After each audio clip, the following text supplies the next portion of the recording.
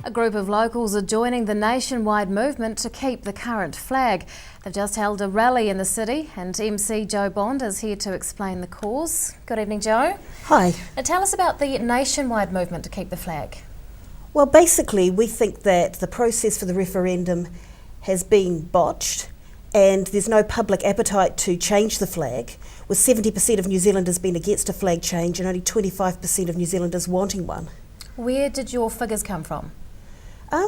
Basically from online polls, public polls and everything like that. It's just, and everyone I've spoken to frankly has said, oh, why don't we just keep the flag? I haven't spoken to anyone who wants to change the flag, not even to Red Pig. Okay. What's the level of support locally? The level of support is quite good. Most people actually wonder why they're changing the flag at all. They're happy with what we've got and they can't understand why the money's being wasted. Now you've held a rally recently. How many people attended? It was quite a small group, but it was a very committed group. It was an extremely cold day. It was raining heavily and a lot of people from the RSA couldn't make it due to their health.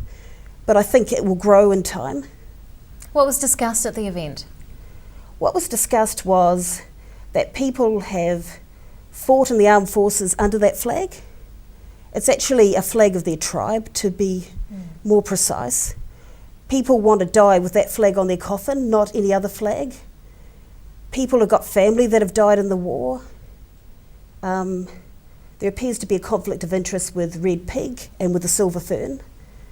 And just the costs involved with changing the flag have absolutely upset people. What's the perceived downside of the flag changing?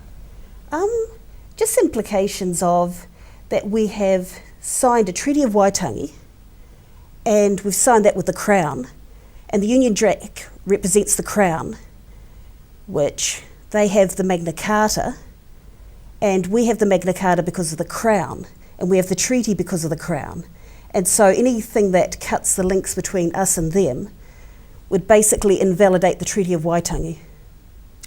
Are any other local events being planned?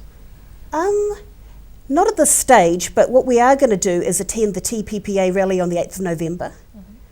And in that rally we want as many people as possible to turn up with a New Zealand flag, bunch together and show their support, because I believe there's a lot more support out there than what has actually been shown publicly. A lot of people don't want to change the flag, but they haven't felt moved enough to express that publicly, and I urge people to get out there and do that. What does the group hope to achieve?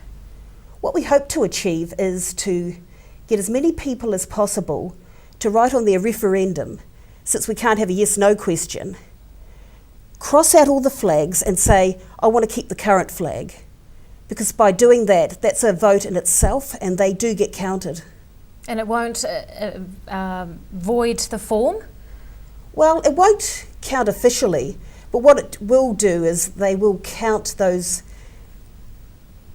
noting that we want to keep the flag, and that will show how much public support there is and how little support there actually is for the referendum. Okay. How can others get involved? Others can get involved by contacting Jasmine Hunter. I have her email address here. It's sunseeker29282@gmail.com. She's the organiser of the rally. Unfortunately, she was too ill to make it today, but she feels very passionately about this and she would be very supportive. She has lots of things that people can do, from displaying their flag online to coming to things, to baking, petitions, anything. Okay. Joe Bond from the Keep the Flag group, thank you very much for your time. Thank you.